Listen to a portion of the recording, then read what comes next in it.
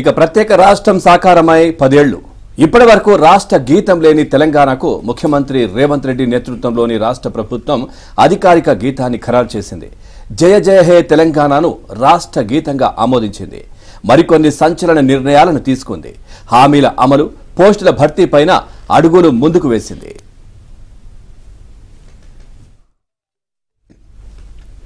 ప్రముఖ కవి అందశ్రీ రచించిన జయ జయ హే తెలంగాణను రాష్ట్ర అధికారిక గీతంగా ఎంపిక చేస్తూ రాష్ట్ర మంత్రి మండలి నిర్ణయం తీసుకుంది. అలాగే తెలంగాణ తల్లి విగ్రహ రూపం రాష్ట్ర చిహ్నంలో మార్పు చేయాలి అని నిర్ణయించింది.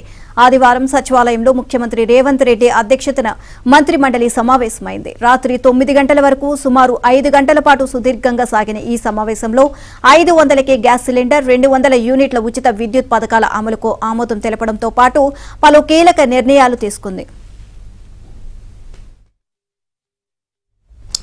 ఫిబ్రవరి 8 నుంచి శాసనసభ బడ్జెట్ సమావేశాల నిర్వహణకు గవర్నర్ ప్రసంగానికి ఆమోదం తెలిపింది. వాహనాల రిజిస్ట్రేషన్ నంబర్లలో తెలంగాణ రాష్ట్రాన్ని సూచించే టీఎస్ అక్షరాలను టీజీగా మార్చేందుకు కేబినెట్ ఓకే చెప్పింది. రాష్ట్రంలో కులగణన జరిగేందుకు కొడంగల్ ఏరియా డెవలప్మెంట్ అథారిటీ ఏర్పాటుకు 65 ప్రభుత్వ ఐటీఐ కాలేజీలను అడ్వాన్స్డ్ టెక్నాలజీ సెంటర్స్ గా అప్గ్రేడ్ చేయడానికి పచ్చజెండా ఊపింది. రాష్ట్ర హైకోర్టుకు 100 ఎకరాల భూమిని కేటాయించేందుకు ఆమోదం తెలిపింది. వ్యవసాయ శాఖలో ఖాళీగా ఉన్న అగ్రికల్చర్ ఎక్స్టెన్షన్ ఆఫీసర్ పోస్టులను భర్తీ చేసేందుకు కేబినెట్ గ్రీన్ సిగ్నల్ ఇచ్చింది. గ్రూప్ 1 పోస్టుల భర్తీకి గతంలో నోటిఫికేషన్ ఇచ్చిన సంగతి తెలిసిందే. దానికి మరో 160 పోస్టులను జోడించి రీ నోటిఫికేషన్ ఇచ్చే అంశంపై గ్రూప్ 2, 3 పోస్టుల భర్తీపై కూడా కేబినెట్ భేటీలో చర్చించ జరిగింది. ఇక ఉపాధ్యాయ పోస్టుల భర్తీకి సంబంధించి వెంటనే ఖాళీల వివరాలను తెప్పించాలని, మెగా డిఎస్సి నిర్వహణపై కసరత్తు చేయాలని మంత్రి మండలి అధికారులను ఆదేశించినట్లు సమాచారం.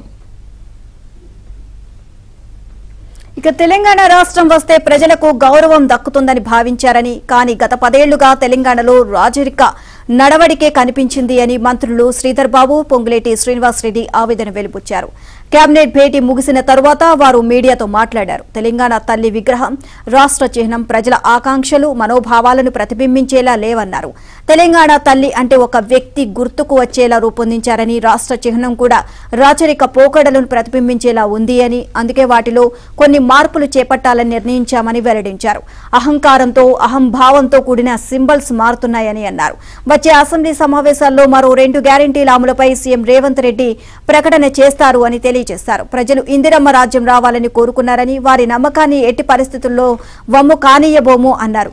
గ్యారెంటీల అమలుపై అవాకులు చవాకులు పేలుతున్న బీఆర్ఎస్ నేతల నోటికి చెక్ పెడతాము అన్నారు.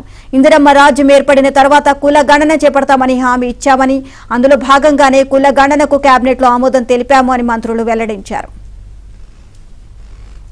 ఇక కాంగ్రెస్ మేనిఫెస్టోలో పేర్కొన్న 6 గ్యారంటీల అమలు విషయంలో ఎటువంటి సందేహం అక్కర్లేదని మంత్రులు మరోమారు స్పష్టం చేశారు.